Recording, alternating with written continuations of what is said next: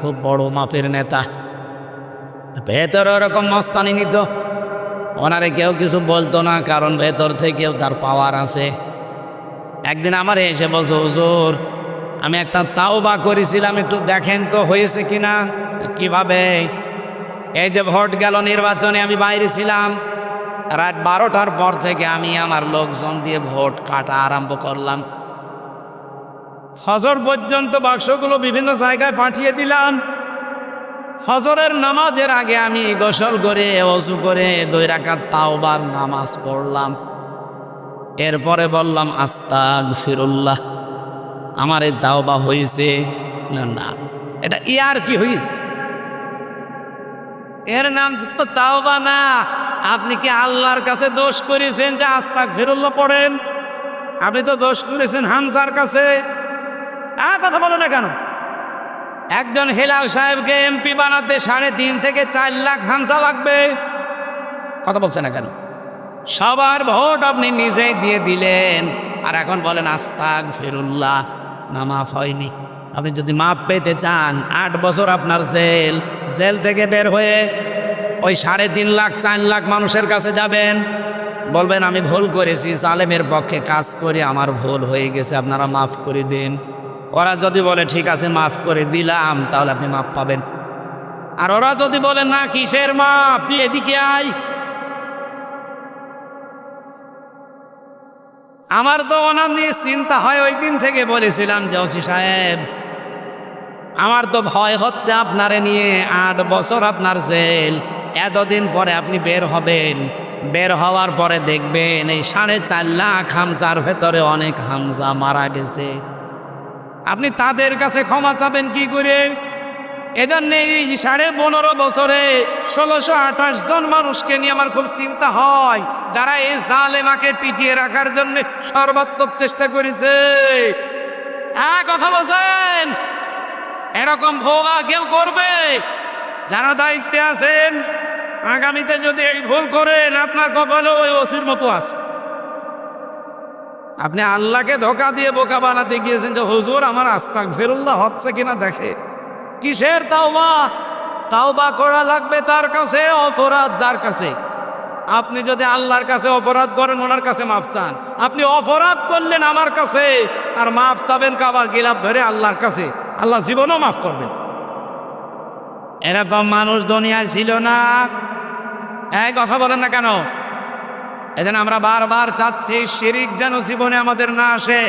আল্লাহ যেটা পারে ওটা অন্য কেউ পারে না। এই জমিন বানিয়েছে আল্লাহ, আইনও দিতে পারে কে? সুতরাং আজকে থেকে তওবা করেন যে অন্যের আইন প্রতিষ্ঠা যারা করতে চায়, সে আমার বাপ হতে পারে, আমার স্বামী হতে পারে, আমার নেতা হতে পারে, আমি তার পেছনে নেই। সে মুশরিক, জাহান্নামে যাবে, আমি তার সাথে জাহান্নামে যাব। আমি কি পায়খানা খেয়েছি? সুতরাং আশা করছি আপনার বিবেকের দরজায় তালা লাগানো, তালা খুলবে আজকে। এরপরও যদি কারো পরিবর্তন না আসে, এই দোষ ওর কপালে। কথা বলেন না কেন? আল্লাহ বাদে আমরা কাউকে অভিভাবক মানি না।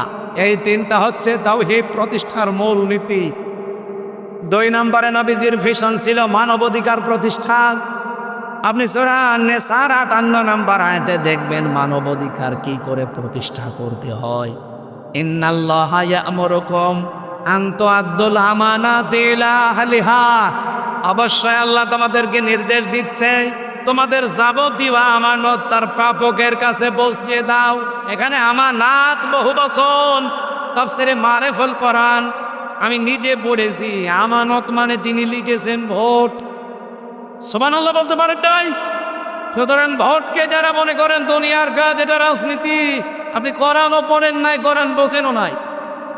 আল্লাহর নির্দেশ তোমাদের সবাইকে তার যাবতীয় আমানত তার প্রাপকের কাছে পৌঁছিয়ে দেবা। আমানত মানে রায়, সমর্থন, সিদ্ধান্ত, ভোট। 9টা অর্থ লেখা আছে ওখানে। কেন ভোট দেবেন? ওয়াইদা হাকামতুম বাইনান নাস আন তাহকুমু বিল আদলি। যখন ন্যায় বিচার করবা মানুষের ভেতরে, ক্ষমতা না থাকলে ন্যায় বিচার করা যায়? বলেন বলেন। আল্লাহ আয়াত সাজানো দেখেছেন কি করে? ভোটের কথা বলার পরেই ন্যায় বিচারের কথা দিলেন। মানুষের অধিকার প্রতিষ্ঠার জন্যে অবশ্যই আপনার হাতে পাওয়ার লাগবে। নয়তো আপনি ন্যায় বিচার জীবনেও দেখাতে পারবেন না। আজ এই 15.5 বছরে যারা দায়িত্বে ছিল, শুধু একটা মানুষের কথা চলতো এই দেশে, বাকি যা ছিল সব ছিল ওনার আজ্ঞাবহ। আমি আমার নিজেরটা বলছি, আমার মামলাটা, এই যে অ্যাডভোকেট সাহেব, আমার 2টা মামলা 3 বছর, আমার মনে হয় সিএমএম কোর্ট, জজ কোর্ট, হাইকোর্ট মিলে প্রায় 30 বার তুলেছে আমার পরিবার, কিন্তু জামিন দেয়। অথচ আগস্টের 5 তারিখের পরে মামলা শুধু তুলতে দেরি। জজ সাহেব বলছে এ কি বিচার করবো, এর ভেতর তো কোনো মাল নেই, যান, এ আর কোনো জামিন মামিন না, খারিজ করে দিলা।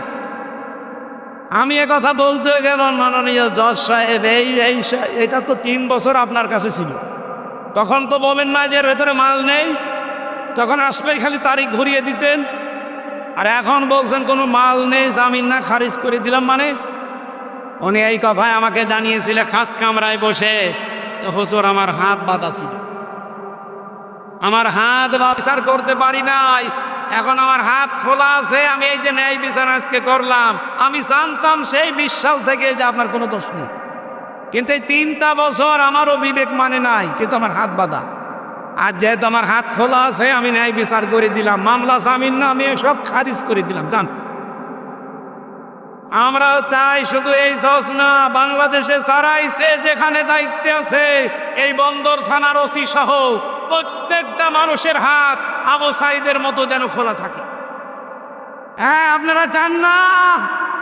আর কারা চান বলেন তো? লিল্লাহে তাকবীর।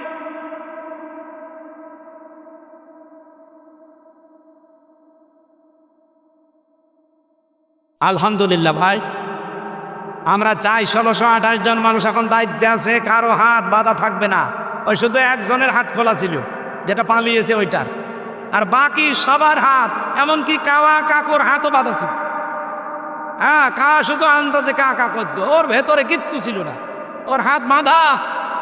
আর একটা ছিল চট্টগ্রামের হাসাও মাহমুদ, ওইটারও হাত বাঁধা, ওরে যা বলতো বোঝানো তাই করত। এই বাংলাদেশে আমরা চাই সামনে যারা ক্ষমতায় আসবে, একজনের না, যারাই দায়িত্বে থাকবে সবার হাত থাকবে খোলা। আর আমি বহুবারে কথা বলেছি, যারা দায়িত্বে আছেন, প্রশাসনকে বিশেষ করে, প্রশাসনে যারা আছেন তাদের বিভাগটা আলাদা করে দিন। বাংলাদেশের পুলিশ প্রশাসন যারা আছে, তারা তাদের আইজির কথা মতো চলবে। কোনো নেতা নেত্রী, কোনো এমপি মন্ত্রী, কোনো পাতি নেতার কথা শুনে তাদের চলার দরকার নেই। এ দেশটা তারা মিনি জান্নাত বানিয়ে ফেলতে পারবে, কত বলছেন। আমি বহু অফিসারের কাছে শুনেছি, তারা সবাই চায় যে তাদের এই বিভাগটা যেন আলাদা হয়, তারা তাদের আইজির কথা মতো চলবে। তারা যদি আপনার মতো পাতি নেতা, এমপি মন্ত্রী এদের কথা শুনে চলে, এরা তো সব দলীয় কায়দায় রায় দেবে। কথা বলছে না কেন? আমার ভাইরা, আমি বিস্তারিত শব্দের দিকে আর যেতে পারছি না। 3 নম্বরে আমি পেয়েছি বিশ্বনবীর মিশন, আর ভিশন ছিল তিনি দিন প্রতিষ্ঠা করার জন্য দুনিয়ায় এসেছিলেন। ওরা কোরআনে আমি এরকম 3টা আয়াত পেয়েছি। সূরা তাওবা 33 নম্বর আয়াত, সূরা ফাতহার 28 নম্বর আয়াত, সূরা সফের 9 নম্বর আয়াত। একই কথা আল্লাহ 3 বার নবীজিকে প্রেরণের উদ্দেশ্য হিসাবে জানিয়েছেন।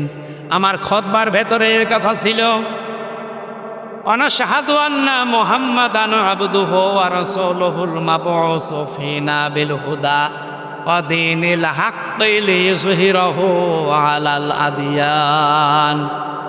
রাসূলকে আমি পাঠিয়েছি এই কারণে, দিনে হক দিয়ে, সত্যের বিধান দিয়ে, পৃথিবীতে যত ধর্ম আছে, দিন আছে, সবার উপরে আমার ইসলামকে, দিনকে এজহার করবে। এজহার মানে, এই কোন দিকে তাকিয়ে আছেন আপনি? এজহার মানে কি? না না, এজহার মানে স্পষ্ট কে বলেছে আপনাকে? এটা তো সে মানধাতামলের অর্থ। আধুনিক ব্যাখ্যা হচ্ছে এজহার মানে বিজয় করা। প্রতিটি নবী রাসূলকে আল্লাহ পাঠিয়েছিলেন জমিনে, এমনকি আমাদের রাসূলকেও পাঠিয়েছেন দিন বিজয় করার জন্যে। কথা বলেন ঠিক কিনা? এজন্য লিইয়ুযহিরাহু আলাদ দীনি কুল্লিহি, দুনিয়ায় যত ধর্ম আছে, যত দিন আছে, কত ধর্ম আছে দুনিয়ায়? ৪৫০০০। সব ধর্মের ওপরে ইসলামকে তিনি বিজয়ী করবে, এটা তার মিশন আর ভিশন ছিল। আল্লাহ পাক বলেন মা তাদউহুম ইলাই, হে নবী এদিকে যদি মানুষকে ডাকেন কাবর আলাল মুশরিকিন, সব চাইতে বেশি মন খারাপ হবে মুশরিকদের। এই বাংলাদেশে দিন বিজয়ী করার কথা বললে মন খারাপ হবে কার? আপনি কি মুশরিক? হ্যাঁ, সবাইকে আল্লাহ দিন প্রতিষ্ঠার কাজে, দিন বিজয়ের কাজে আল্লাহ লাগাবে না। এদের পরে আল্লাহ দিয়েছেন আল্লাহ ইয়াজতাবি ইলাইহি মাইয়াশা ওয়া ইয়াহদি ইলাইহি মাইয়ুনিব। আল্লাহ যাকে নির্বাচিত করেন, যাকে পছন্দ করেন, তাকেই দিন প্রতিষ্ঠার কাজে, দিন বিজয়ের কাজে লাগান, এবং যে লোকটা আল্লাহ অভিমুখী হয়। সুতরাং বাংলাদেশে 2024 আগস্টের 5 তারিখের আগ পর্যন্ত, এদিকে তাকান, আগস্টের 5 তারিখের আগ পর্যন্ত একটা জরিপ পেয়েছিলাম মাইক্রোসফটের, খ্রিস্টানরাই জরিপ দিয়েছে।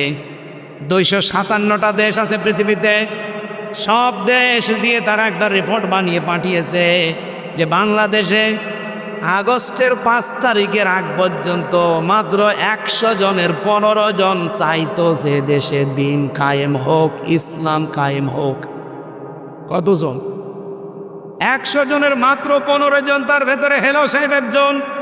আমি জিজ্ঞাসা করি দেখেন, এ জমিনে আল্লাহর দিন কায়েম হোক আপনি চান না? বলেন।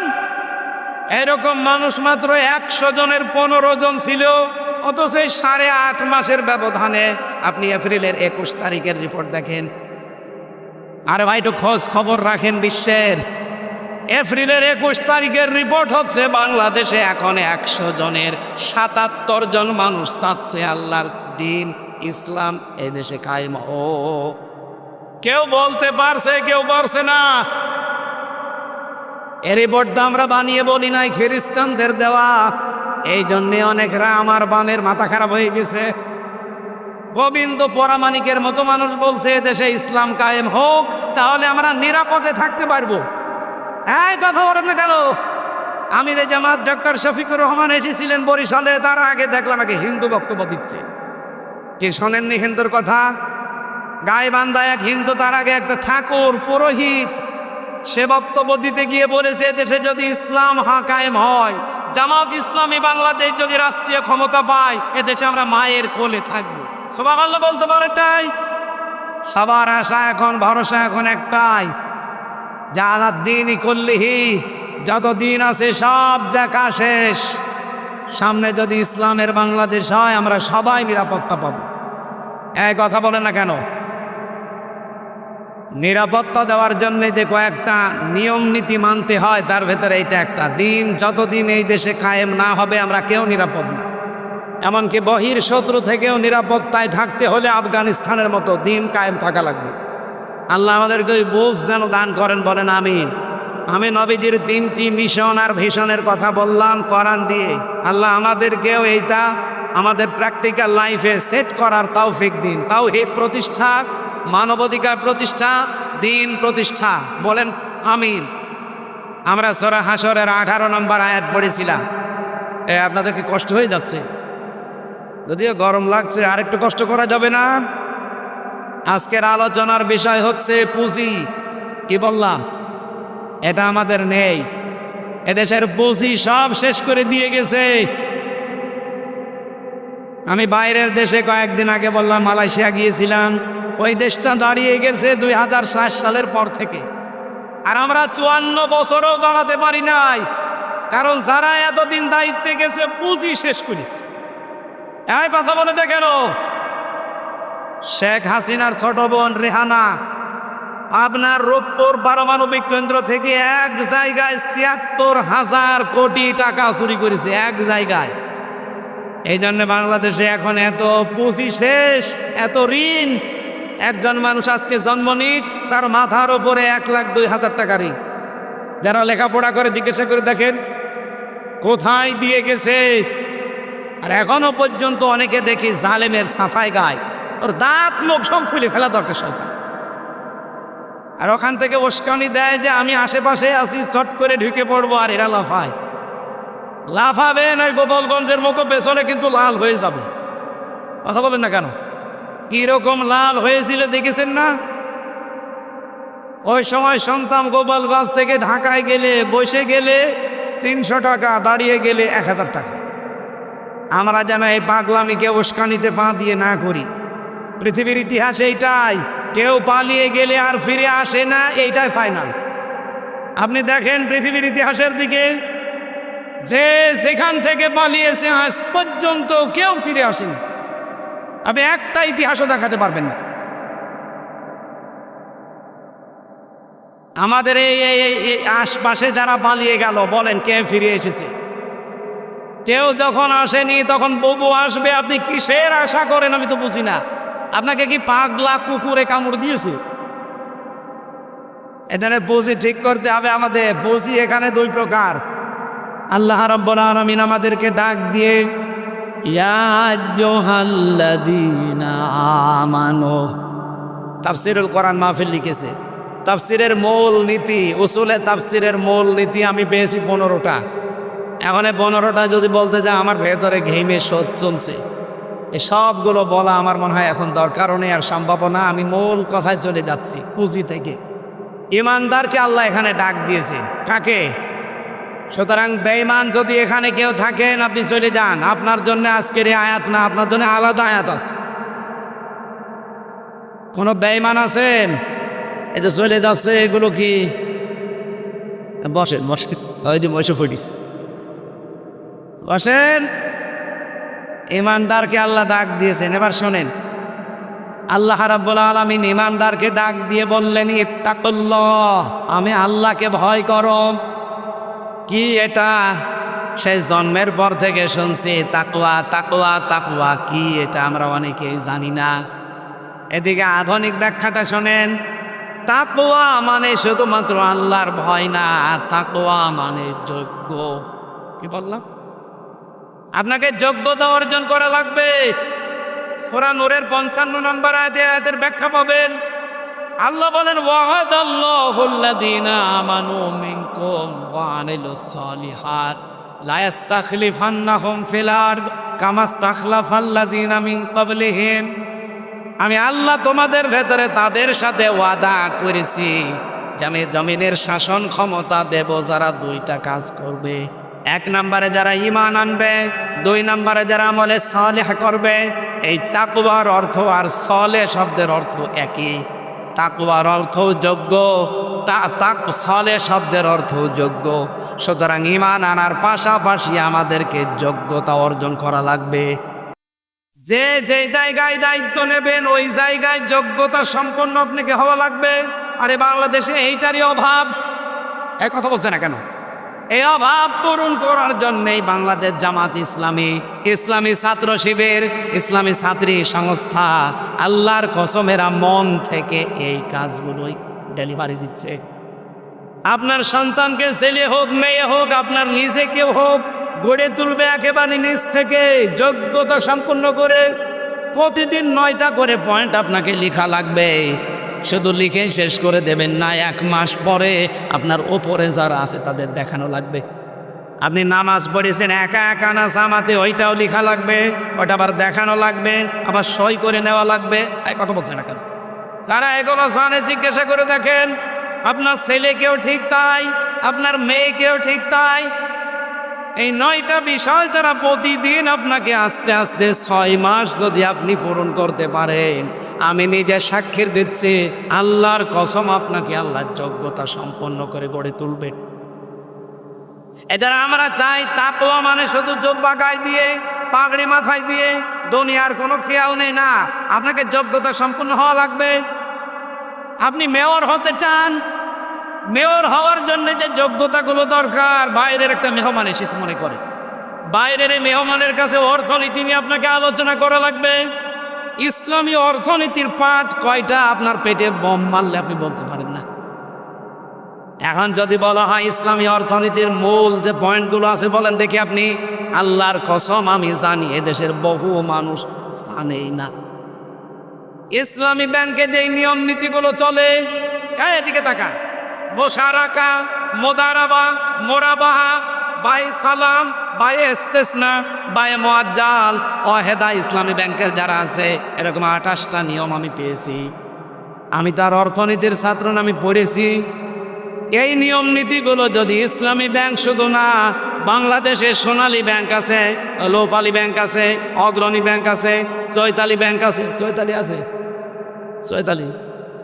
চৈতালি নেই, চৈতালি হয়ে যাবে। এরকম যত ব্যাংক আছে, সব ব্যাংকগুলো যদি ইসলামী ব্যাংকের আদলে চলতো, ইসলামী অর্থনীতি কায়েম হবে বাংলাদেশে তখন, যখন জাকাত ভিত্তিক অর্থনীতি কায়েম করা হবে। আমার উদ্দেশ্য সেটা কি? আমি তাকওয়া অর্জন করতে চাই। শুধু জুব্বা আমার মতো গায়ে দিয়ে, পাগড়ি মাথায় দিয়ে, টুপি মাথায় দিয়ে, তসবিহ হাতে নিয়ে কিছু খেয়াল নেই, না, এর নাম তাকওয়া না। তাকওয়ার প্রথম ব্যাখ্যা হচ্ছে যোগ্যতা সম্পন্ন হওয়া। 2 নম্বরে আল্লাহর নিষিদ্ধ কাজগুলো ঘৃণা করে ছেড়ে দেওয়ার নাম তাকওয়া। কথা বোঝা গেছে? এই যে বরিশালে যারা পরকীয়া প্রেম করেন, এটা নিষিদ্ধ কাজ না? যারা করেন আজকে থেকেই ঘৃণা করে ছেড়ে দেবেন। কারা কারা ছেড়ে দেবেন হাত তোলেন তো। এই দাদা, কার সাথে লাইন আছে আপনার? তো এদিকে আসেন, আসেন। মুখে দাড়ি নিয়ে লাইন করেন মানে? না, আপনার হাত তোলা ঠিক হয়নি। আপনি হাত ধরতে গেলেন কেন? যারা পরকীয়া প্রেমে আছেন, নারী হোক আর পুরুষ হোক, আজ প্রতিদিন সারা বাংলাদেশে আমার মনে হয় 150 থেকে 200, 2-3টা ছেলে মেয়ে রেখে আল্লাহ রাস্তা চলে যাচ্ছে। না, এটা বন্ধ করা লাগবে। এটা মহামারী আকার ধারণ করেছে বাংলাদেশে। আল্লাহর নিষিদ্ধ কাজ না এটা। নিজের জায়েজ স্ত্রী বাদ দিয়ে অন্যের সাথে যারা লাইন করেন, 3টা ক্ষতি হবে আপনার। অনেকে প্রতিবেশীর স্ত্রীর সাথে লাইন লাগিয়েছে, অনেকে ভাবির সাথে কাজ চালাচ্ছে। নাকি বরিশালে এসব চলে না? 1 নম্বরে আপনার চেহারার উজ্জ্বলতা আল্লাহ দিন দিন নষ্ট করে দেবে, যতই ফেয়ার অ্যান্ড লাভলি আর ফেয়ার সোয়ার দেন। 2 নম্বরে আপনি যখন মারা যাবেন, তখন আপনার ঈমান নসিব হবেন, আপনি বেঈমান হয়ে মারা যাবেন। 3 নম্বরে কিয়ামতের দিন কোনো বিচার আপনার জন্য নেই। যারা পরকীয়া প্রেমে আসক্ত, যদি এখনই তওবা না করে, বিনা বিচারে, বিনা হিসাবে আপনি জাহান্নামে। এরপরও যদি কেউ এই নিষিদ্ধ কাজটা না ছাড়েন, খালি জুব্বা গায়ে দিয়ে নামাজ পড়লে আর কোরআন পড়লেই তাকওয়া হবে? আল্লাহর নিষিদ্ধ যত কাজ আছে, শুধু ছেড়ে দেওয়ার নাম হচ্ছে খৌফ, আর ঘৃণা করে ছেড়ে দেওয়ার নাম হচ্ছে তাকওয়া। আল্লাহ বলেন, ইমানদারেরা তাকওয়া অর্জন করো। আমি বাংলাদেশ জামাত ইসলামী, ইসলামী ছাত্র শিবির, ইসলামী ছাত্রী সংস্থার নাম ধরে বলেছি, অনেকের মন খারাপ না। আমি এমনি বলি না, আমি নিজে পরীক্ষিত, এই জন্য বলেছি। আমার ছেলে নেই, 3টা মেয়ে দিয়েছে। আমি নির্দ্বিধায় চোখ বন্ধ করে ইসলামী ছাত্রী সংস্থার কাছে দিয়ে দেব। আল্লাহর কসম, কোনোদিন আমার 3টা মেয়ে আমাকে বৃদ্ধাশ্রমে রেখে আসবে না, আমাকে ডালি দেবে না। এই কথা বলেন না কেন? কত মানুষের ছেলে মেয়েদের দেখছি। এতে কয়েকদিন আগে রাজশাহী, ট্রেনের নিচে বাবা মাথা দিয়ে মরে গেল, অথচ ছেলে মেয়ে 4টা, 2টা ছেলে 2টা মেয়ে। আপনি এমন সন্তান কেন তৈরি করবেন? এখানে গ্যারান্টি দিয়ে যাচ্ছে, এরকম একটা দল আমরা বাংলাদেশে পেয়েছি, আছে। জামাত ইসলামীতে দিয়ে দেন, আপনাকে একটা বিশ্ব লাইব্রেরিতে পড়ার সুযোগ করে দিবে। আপনি মূর্খ মানুষ, তাতে কি আপনাকে ভার্সিটি পড়ার যোগ্যতা অর্জন করিয়ে দেবে। সুবহানাল্লাহ বলতে পারেন নাই? আর ইসলামী ছাত্র শিবির, এটা আল্লাহর একটা নিয়ামত, আপনি দিয়ে দেন নির্দ্বিধায়। কসম, কোনোদিন এই সন্তান মাথা উঁচু করে আপনার সাথে কথা বলবে না। ও জানবে যে আল্লাহর পরে আপনার স্থান, কারণ প্রতিদিন তারে 9টা করে ঘর পূরণ করা লাগে। আমি আশা করছি এভাবে 6 মাস আপনি একটু পূরণ করেন, দেখবেন আল্লাহ নিজেই আপনাকে যোগ্যতা সম্পন্ন করে গড়ে তুলবে। এখানে তাকওয়ার মানে শুধুমাত্র, আবার বলছি, শুধু জিকির করা না, শুধু জব্বা গায়ে দেওয়া না। তাকওয়া মানে নিজেকে যোগ্যতা সম্পন্ন করে গড়ে তোলা। আল্লাহ বলেন, ইত্তাকুল্লাহ, নিজেকে যোগ্যতা সম্পন্ন করে গড়ে তোলো। ওয়াল তানজুর নাফসুম মা কদ্দামাত লিগাদ। কিভাবে গড়ে তুলবা? প্রতিটি মানুষের উচিত আগামী দিনের জন্য তার পুঁজি কি, প্রস্তুতি কি, এটা যেন সে নজর করে দেখে। আমার প্রশ্ন এখানে, দেখার আরবি হচ্ছে র। আল্লাহ নাজারও দিলেন কেন? যারা তাফসীর বোঝে জিজ্ঞাসা করেন, ফি জিলালিল কোরআনে আছে।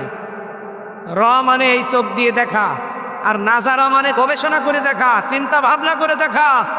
আল্লাহ বলেন বান্দা বান্দিরা প্রত্যেকের জন্যে উচিত তার পুঁজি কতটুকু আগামী দিনের জন্য সেটা একটু চিন্তা ভাবনা গবেষণা করে দেখে। আপনি একটু ভেবে দেখেন তো, এখনই চোখ বন্ধ হয়ে গেলে বিশাল জীবন আপনি পার করতে পারবেন আপনার এই জানেকির কাছেই দিয়ে? পারবেন না, কারণ আপনি তো নিজেকে যোগ্যতা সম্পন্ন করে এখনো গড়েই তোলেননি। হামান সোহসিহানিন নার ওয়া উদখিলাল জান্নাতা ফাকাদ ফাজ। সূরা আলে ইমরানের 185 নম্বর আয়াতের মাঝের অংশে আছে রব্বুল আলামিন বলেন, ওই লোকটার জীবন সফল যাকে আল্লাহ জাহান্নামের আগুন থেকে মুক্ত করে জান্নাত দিয়ে দিয়েছে। এখানে একটা অর্থ। দ্বিতীয় অর্থ কি? ওই লোকটার জীবন সফল যাকে আল্লাহ জাহান্নামের কাজগুলো একটা একটা করে ছেড়ে দেওয়ার তৌফিক দেয় আর জান্নাতের কাজগুলো একটা একটা করার সুযোগ করে দেয়। জান্নাতের কাজ তো একটা একটা এমনি পারবেন না, আপনাকে নিজে তৈরি করা লাগবে। কথা বলেন ঠিক কিনা? আপনি নিজেকে যোগ্যতা সম্পন্ন করতে না পারলে জীবনও আপনাকে আল্লাহ জান্নাতের কাছে এগিয়ে দেবে না। পৃথিবীর জমিনটা এর পরের আয়াতে আল্লাহ দিয়েছেন, আমাল হায়াতুদ দুনিয়া ইল্লা মাতাউল গুরুর। হে পৃথিবীর মানুষ, দুনিয়ার জীবন কিন্তু ধোঁকা।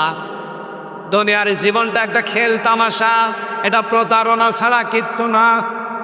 আগামী দিনের প্রস্তুতি প্রত্যেকেরই উচিত। পুঁজি তৈরি করে পাঠাও, নিজেকে তৈরি করো ওইভাবে আস্তে আস্তে। আমি আমার নিজের জীবনে জেলখানায় 3টা বছরে 100% প্রমাণ পেয়েছি যে পুঁজি না থাকলে কি হয়। আমি আমার নিজের জীবনে মিলিয়েছি, এটা না আপনাকেও মিলাতে বলছি। আমার বাবার নাম রিয়াজউদ্দিন, তার বাবার নাম জাহান আলী, তার বাবার নাম নমাজ আলী। এরপরে আমি আর জানি না। আপনি জানেন আপনার বাবার নাম কি? তার বাবার নাম, তার বাবার নাম, তার বাবা আর অনেক। এত বড় মুরব্বী মানুষ দিল পুরুষের পরে আর মনে করতে পারছে না। আমিও তো পারছি না, কারণ আমার তো দরকার নেই। আমি নমাজ আলী সাহেবকে দেখি নাই, আমি জাহান আলী পর্যন্ত দেখেছি। বলেন, এই যে মাতাউল গুরুর আল্লাহ দিলেন খেলা করার জন্য, এই নমাজ আলীর বাবা মাত্র 100 বছর আগে মারা গেছে। এই লোকটা যদি এখন কুষ্টিয়া এসে বলে যে এই 2 তলা বাড়ি আমার, এই ভেটা বাড়ি আমি বানিয়েছিলাম, ওর দাঁত মুখ সব খুলে ফেলবো না? কথা বলছে না কেন? ইয়ার কি মারেন আপনি? কিসের নমাজ আলীর বাপ আপনি? আমি তো নমাজ আলীকে চিনি না। আল্লাহ বলেন দুনিয়ার জীবন এইটা, আগে পুঁজি তৈরি করো। এজন্য অল তানজুর দিয়েছেন, নজর করো, গবেষণা করো, চিন্তা ভাবনা করো। নাফসুম্মা কদ্দামাত লিগদ। প্রতিটি মানুষের উচিত আগামী দিনের তার প্রস্তুতি কতটুকু আছে। সম্মানিতা মা বোনেরা, আপনার স্বামীর হক আদায় করবেন আগামী দিনের প্রস্তুতির জন্য। আমি আপনার সাথে ভালো ব্যবহার করব স্ত্রী হিসাবে আমার আগামী দিনের প্রস্তুতি তৈরি করার জন্য, পুঁজি তৈরি করার জন্য। এক কথা বলেন না কেন? তাছাড়া সব বন্ধ হয়ে গেলে আপনার রাস্তা আলাদা, আমার রাস্তা আলাদা। ফাইদা নফিখা ফিস-সূর ফালা আনসাবা বাইনাহুম। যখন সিংহায় ফৎকার দেওয়া হবে, প্রত্যেকের সম্পর্ক আল্লাহ কাট করে দেবে। ইয়াউমাইযি ওয়ালা ইয়াতাসালুন। এমনকি কেউ কারো সম্পর্কে জিজ্ঞাসাও করবে না যে তুমি আমার বাবা ছিলে, তুমি আমার ছেলে ছিলে। এটা আমাদের উচিত, আমাদের পুঁজির দিকে খেয়াল করা। আত্তাকুল্লাহ। আবার বলছি, আমাকে ভয় করো। আগেরটাও ভয়, পরেরটাও ভয়। আগের ভয়টা আলাদা জিনিস, অর্জন করতে হবে নিজেকে যোগ্যতা সম্পূর্ণ করে গড়ে তোলা। আর পরের ভয়, এটা সতর্কতা। পরের ভয় কি? সতর্কতা করলেন আল্লাহ, এই হামজা দেখ ভালো করে, যে জীবন তৈরি করলি, এই 33 বছর বয়স আমার, এই 33 বছরের জীবন এখন যদি শেষ হয়ে যায়, এই বিশাল আখেরাত পড়ে আছে। 33 বছরের এই জীবন দিয়ে এত বড় বিশাল জীবন পার হওয়া যাবে? এইটা আগে তৈরি কর। ইন্নাল্লাহা খাবীরুম বিমা তা'মালুন। অবশ্যই পৃথিবীতে যে যা করে সবার খবর রাখে কে? আল কাইয়্যিসু মান দানা নাফসাহু ওয়া আমিলা লিমা বাদাল মাউতি। নবীজি বলেন, বুদ্ধিমান তো ওই লোকটা যে আখেরাতের কাজ করে আর আল্লাহর উপরে ভরসা করে। আল আজিজু মান আতবা নাফসাহু হাওয়াহা ওয়া তামান্না আলাল্লাহ। ওই লোকটা নির্বোধ, বোকা, পাগল, যে আখেরাতের কোনো কাজ কাম নেই, আন্দাজে ভরসা করে আছে, কালেমা যখন পড়েছি জান্নাত একদিন যাব। না, এই ভরসায় আমরা থাকতে চাই না। আমরা কাজ কারবার করে নিজেকে যোগ্যতা সম্পন্ন করে এরপরে আল্লাহর কাছে যেতে চাই। মা বোন যারা এসেছেন, বহু ওয়াজ আপনারা আল্লামা সাইদের জীবনী থেকে শুনেছেন সারা জীবন। একটা ওয়াজ করছে আপনার জন্যে। আপনারা নামাজ পড়েন, বরিশাল বিভাগের মা বোনেরা আমি জানি, আমি এখানে ছোটকালে ছিলাম। মা বোনেরা নামাজ ঠিক আছে, রোজা ঠিক আছে, পর্দাও এই বিভাগে ঠিক আছে, বাংলাদেশের অন্য বিভাগের ছাড়া। কিন্তু একটা জিনিস আপনাদের সমস্যা, হযরতে খাদিজাতুল কুবরা জীবনে এক ওয়াক্ত নামাজ পড়েননি, একটা রোজা রাখেননি, একটা দিনের জন্য পর্দায় থাকেননি, জীবনে একটা বারও হজ করেননি, যাকাতও দেননি। অথচ আল্লাহ নিজে তাকে সালাম দিয়েছেন এবং জান্নাতে একটা ঘর বানিয়ে তার জন্য পাঠিয়েছেন। তার পুরা জীবনে আমি পড়ে দেখেছি কেন আল্লাহ দিলেন। এইদিকে তাকান, একটা দিনের জন্য তার জীবনে নামাজ নেই, এক ওয়াক্ত নামাজ নেই, রোজা নেই, পর্দায় ছিলেন না একদিনের জন্য। অথচ আল্লাহ সালাম দিলেন, জান্নাতে ঘর বানিয়ে পাঠিয়েছিলেন। কেন? কারণ একটাই, উনি ইন্তেকালের পরে এই বিধানগুলো নাযিল হয়েছে, এজন্য উনি করতে পারেন। ওনার জীবনী পুরাটা পড়ে সামারাইজ আমি এইটাই পেয়েছি, কোনো দিন 15 বছরের স্বামীর সংসারে একটা দিনের জন্যেই স্বামীর মনে দুঃখ দেননি, এই জন্যে আল্লাহ তাকে সালাম পাঠিয়েছে। এখানে যারা স্বামী আছেন, কোরআন শরীফ হাত দিয়ে বলতে পারবেন যে জীবনে কোনো দিন সাংসারিক জীবনে বউ একটা দিনের জন্য আমার মনে দুঃখ দেয়নি? এরকম স্বামী থাকলে হাত তোলেন তো। বুড়ো চাচা হাত তুলেছে, আপনার হাত তোলা না তোলা সমান, আমি ওটা মানি না। একটা মানুষ হাত তুলতে রাজি না, মুরব্বিও হাত তুলছে না। এই যে একজন আলহামদুলিল্লাহ উনি জান্নাতে আছে দুনিয়াতেই। মা বোনেরা আপনারা হয়তো পর্দায় দেখতে পাচ্ছেন, এই যে হাজার হাজার স্বামী এখানে বসে আছে, একটা স্বামী আর ওই যে সামনে এক চাচা, এই দুইজন বাদ দিয়ে কেউ হাত তুলতে পারল না। হেলাল ভাইও তুলতে পারেনি, আমিও পারিনি, কারণ আমি মিথ্যা কথা বলবো কি করে? এটা রেকর্ড হচ্ছে আর ম্যাডাম মনে হয় লাইভ দেখছে। দেখো, কপালে জাহাজ হয়ে যাবে। না, মা বোনেরা শুধু নামাজ দিয়ে রোজা দিয়ে আর কালো বোরকা দিয়ে আপনি জান্নাতে যেতে পারবেন না।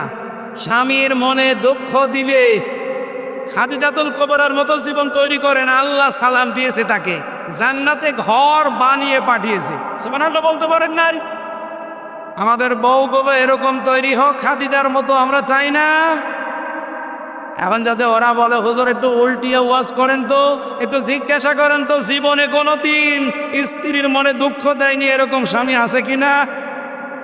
না, নেই। আমরা প্রতিদিন দুঃখ দিতে আসি।